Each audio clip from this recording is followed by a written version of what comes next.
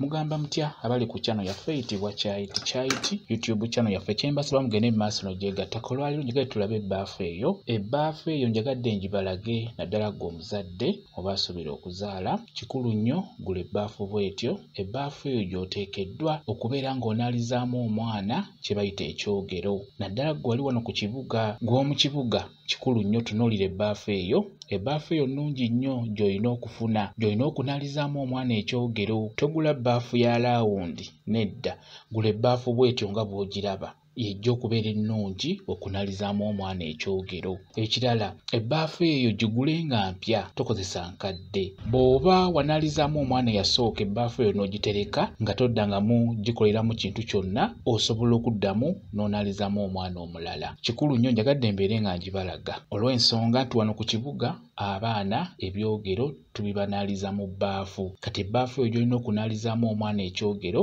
yeeyo bw'etyo yejja okubeera ennungi, ejja kukolera ddala bulungi. Bwe kityo bwe kiri. Kambawe WhatsApp namba yange osobola okumbuuza, nja kwongera okunnyonnyola ku viidiyo eno. WhatsApp namba yange eri 0777873401 yeeyo WhatsApp namba yange. Mwebale kubeera ku channel yaffe eyitibwa Kyayiti YouTube channel yaffe kyembasaba mugende mu maaso n'ogyegattako mubeere bulungi. Mweraba.